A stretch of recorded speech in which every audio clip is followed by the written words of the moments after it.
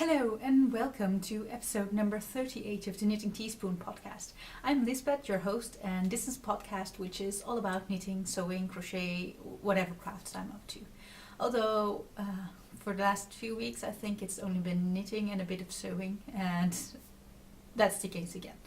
So thank you so much for joining me. It really means a lot that you take some time and spend it with me. So thanks for liking and subscribing and commenting on last week's podcast. I really like to have some conversation going on, so thank you so much for that. It's really really nice to have this going on.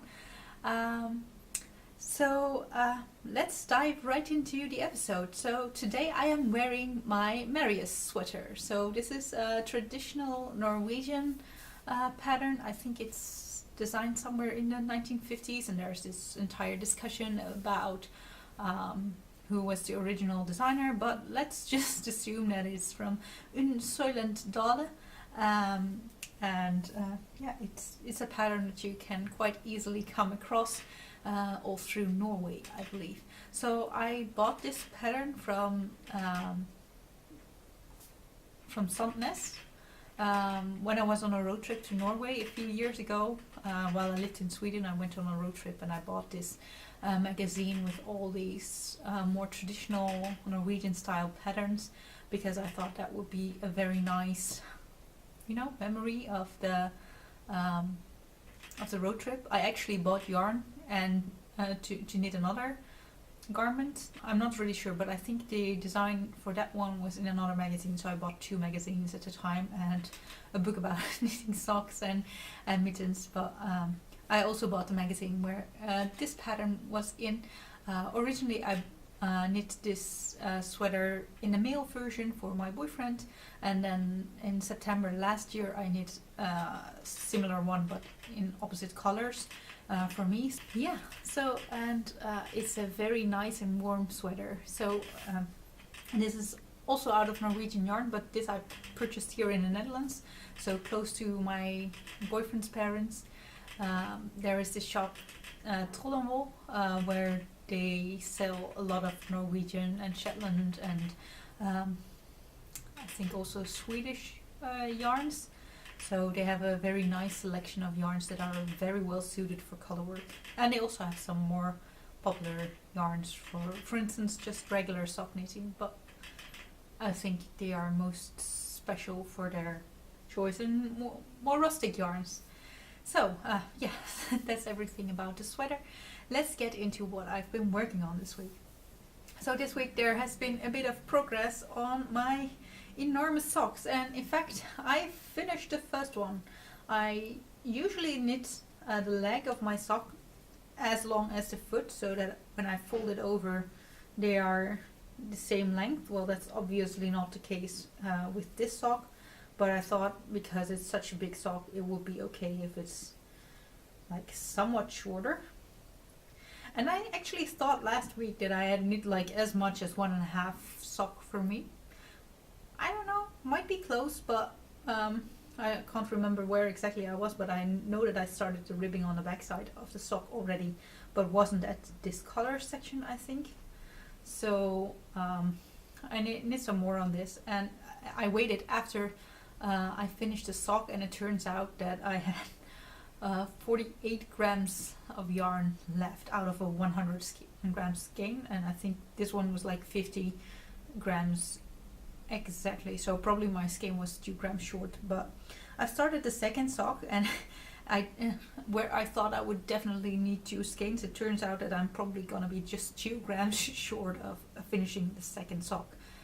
That's a bit unfortunate that you would need another entire skein for that, but then again I like these colors for myself too, or for my boyfriend, and I could easily get another pair of socks out of the second skein. So after all, it's gonna be fine. So here is the progress so far. So I think from where I'm holding my finger here, that's everything that I've knit on this week. So I'm quite happy with that. I mean, it's coming along nicely. Must say that it's still a bit fiddly to work with these type of very short needles, so you can You can see this is a circular needle, but like you can see the red bit of cord here, and here too. The needles are not the same length, as you can also obviously see, like this. But yeah, it's just a bit more fiddly with such short needles and how you hold the needles in your hand. But it's working, and I think to some extent it's faster, that you don't have to stop and pull the magic loop every half around. But I'm not sure. I'm not 100% convinced that I like knitting this way. I might go back to magic loop knitting, because after all I never had anything against it. So yeah, there you go, a pair of socks that's on the way. Then there is another project that you will have seen last week, and it is my next Dusala cardigan, or my Japanese Dusala cardigan as I like to call it, because there you go, it is starting to look somewhat more like a cardigan, because you can now like see the front. The neckline is completely finished now, but on the front side it's lower than on the back side. So here's the back side, and on the back we have this lacy panel going on, which I really like this lace panel. So yeah, I'm quite happy with that.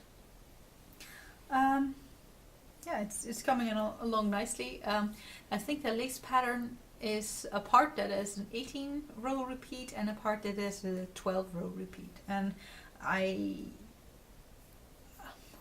have finished the full repeat now, and I think I can do it by head. I don't need to look at the pattern anymore. So yeah, it has become somewhat more easy to do this. And yeah, I think somewhere here's the stitch marker of where I was last week. I was hoping to have it split for the sleeves. I'm not quite there yet, as you can see. I mean, this is how far I have the sleeve cap knit, and if I hold that to my shoulder, then you will probably be able to tell that it's probably gonna need to be somewhat deeper before I can split for the sleeve. Mind you, this has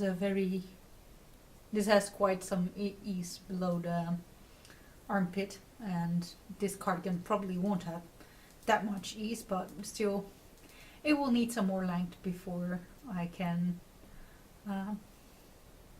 split for the sleeves. But I think it's just coming along lovely.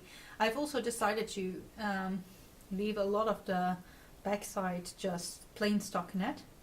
I thought that would be a nice position to do any kind of shaping further down.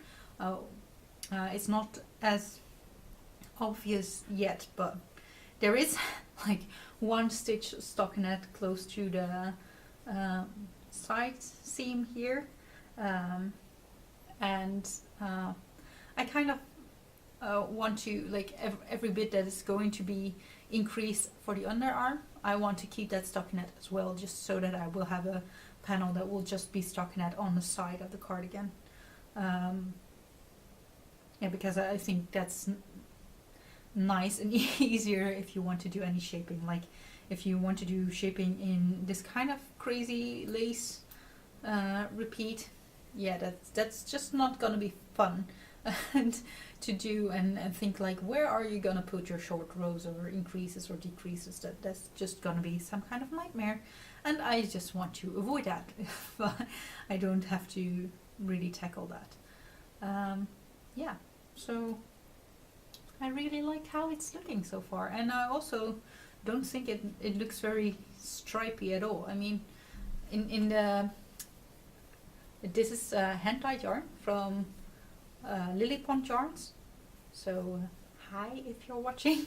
So this is the peaches and cream colorway of theirs, and yeah, you can see some variation going on in here. Like not every row looks the same, but it's not like it's two rows after each other that look the same. It's just more or less just one row that looks different than the next, which means that the variation is already going on within one skein. So alternating skeins is not really doing that much to avoid it. And I mean, it is some variation, but it just looks nice. It's not crazy or anything, so I really enjoy this. Quite happy with that. So yeah, that's what I had to share about this cardigan. For those of you who are interested, I wound my yarn into balls, and I'm keeping them in my handmade yarn balls now. So in the beginning of this year, my boyfriend and I sat together, and out of clay we made these hedgehogs yarn balls, and yeah, we had a lot of fun in sculpting them, and then later painting them.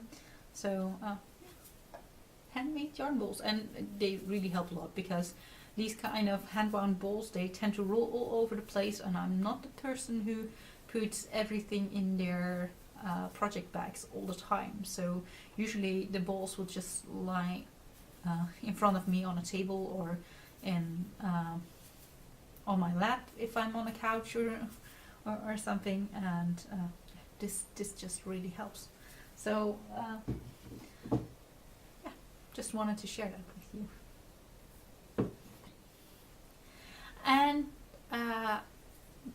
then there is one more thing that I want to talk to you about, and it's the same coat that I've been working on last week. And you guys, the frustrations, they have not ended at all.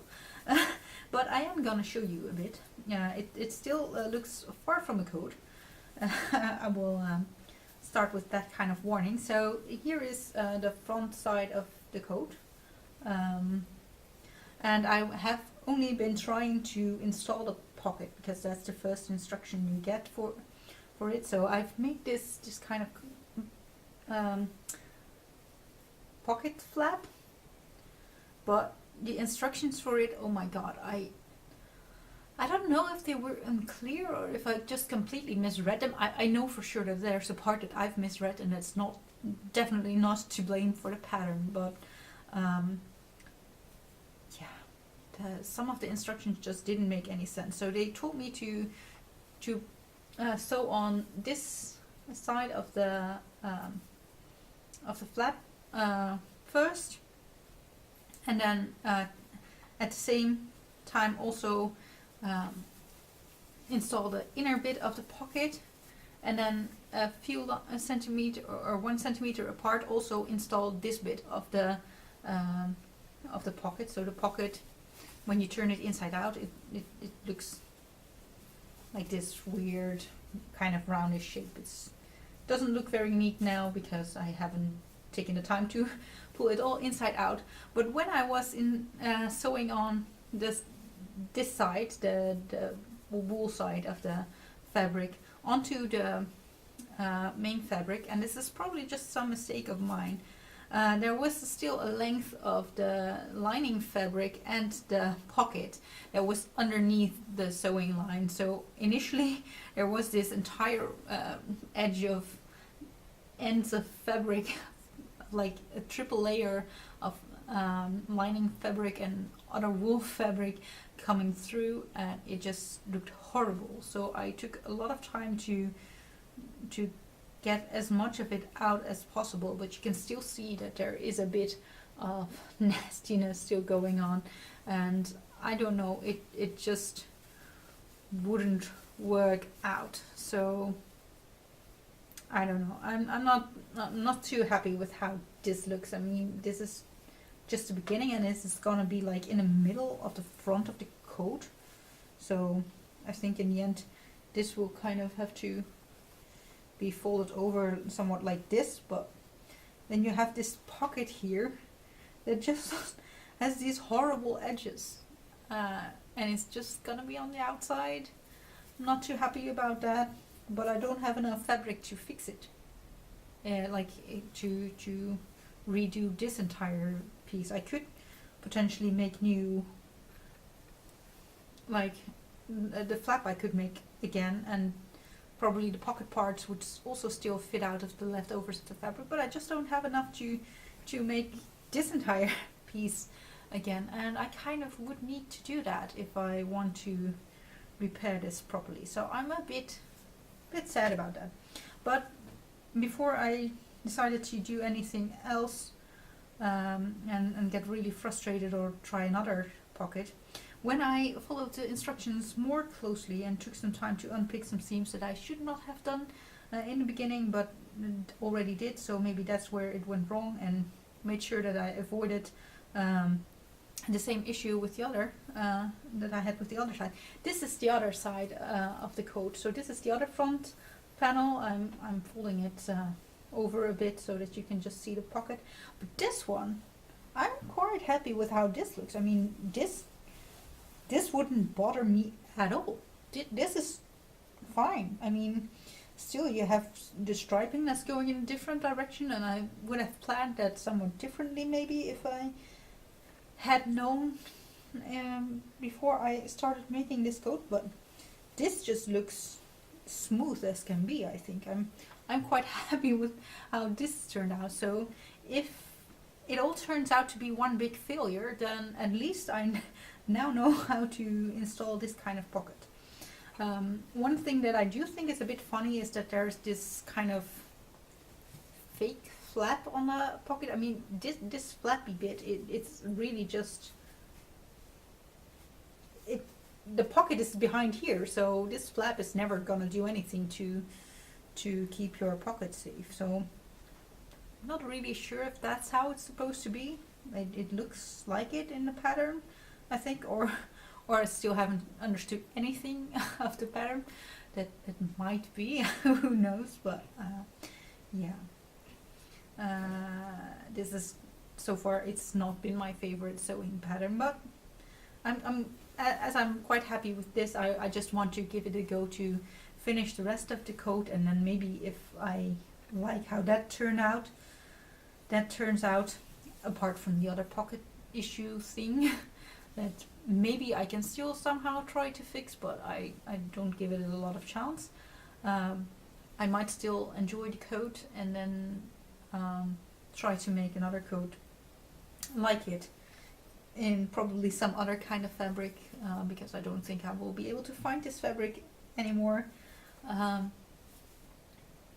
And then just at least learn from my mistakes and be able to make a nice new coat. Yes, so that's a bit of a disappointing amount of progress on the coat, but then again, it's progress, and you can definitely see that I've learned a bit. I mean, just put them next to each other, these pockets. I think most people would agree that this one here just looks better than the other one. So I'm not sure. Maybe, you know what the problem is when you're making garments yourself and you make a mistake and you're not happy about it? You are the one who made it, so you know exactly where those mistakes are and you are going to see them. Even if other people might not immediately see how messy a part of the coat looks, then you will know, and you will be the one who's gonna get to see it the most, because you are the one who's gonna wear it. Maker's problems. Anyway, so yeah, I have a feeling that it might turn out somewhat okay with the coat in the end, but I'm not really sure how I'm gonna deal with the pocket situation, because I'm really not too happy about it. Anyway, so this week I have not had that much progress because I've been kind of ill, not really ill, but in a lot of pain. So I have not been able to go to work. I've worked from home a little bit, but that's because I've been dealing with some health situation. I've been running to doctors and to the hospital for some checkups, and they have finally come up with a diagnosis, which I'm really not too happy about. So that's been taking quite a bit of my time. I'm currently dealing with some cysts in my belly, and I've had a diagnosis for PCOS. And yeah, I'm really not that happy about it, but at least now I know what is going on. So, well, it's been a rather short episode, I believe. I'm not really sure that's actually the case because I can't see how much time I've been recording, but thank you so much for joining me, and I hope you guys have a lovely week, a productive week, and have a lot of time to be knitting and sewing and crafting, whatever you want. And please feel free to share about that in the Ravelry group. So yeah, thank you so much for joining me, and I hope to see you again next week. So